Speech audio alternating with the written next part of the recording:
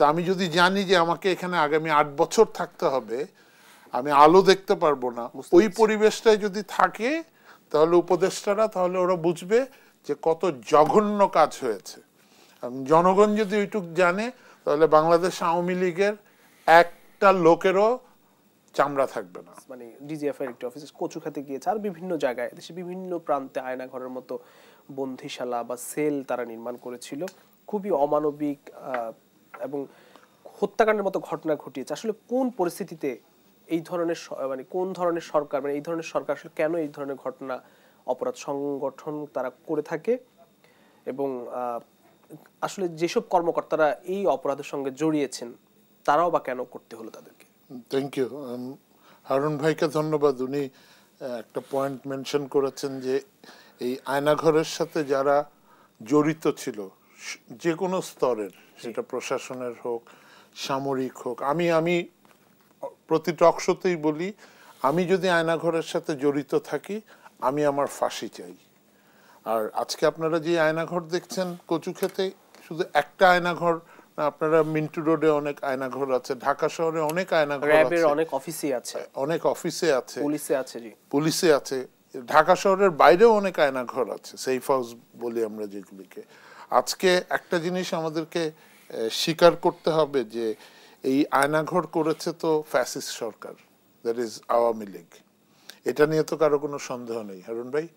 So Awami League is a fascist government.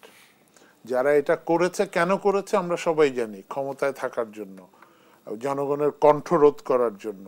আমি যদি একটু কথা বলি, আমাকে শাসানোর জন্য আয়নাঘর ইজ দি, প্রথমে ধমকায়, প্রথমে আমার নামে নারী ঘটিত একটু চারিত্রিক দোষ খুঁজে বের করে, আর না পেলে আমাকে আয়নাঘরে নিয়ে যায়। এটাকে আর্মির কথা বলছেন? আর্মিতে যারা, না আর্মিতে না, আপনার যে কেউ, বিশেষ করে ওনাদের ফোন ট্যাপ করা হতো, জি রাজনীতিবিদদের ফোন ট্যাপ করা হতো, যার কারণে এনটিএমসি কে নিষিদ্ধ করার কথা বলা হয়েছে। হ্যাঁ, এটা দরকার, কারণ আপনি স্টেটের অর্থ দিয়ে আপনি অ্যান্টি স্টেট কাজ করা তো রাষ্ট্রের কাজ না, নাম্বার ওয়ান।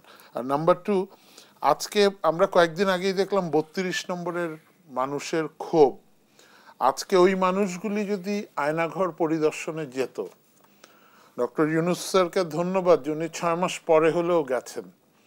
বাট আমি ওনাকে এবং ওনার উপদেষ্টাদেরকে রিকোয়েস্ট করব, সত্যিকারের আয়নাঘর কি ওখানে গিয়ে ১ ঘন্টা থাকেন ওই পরিবেশে?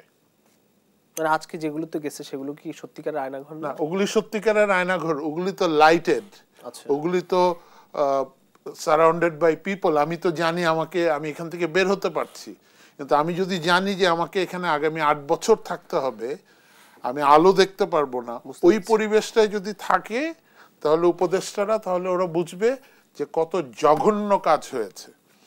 জনগণ যদি ওইটুক জানে তাহলে বাংলাদেশ আওয়ামী লীগের একটা লোকেরও চামড়া থাকবে না।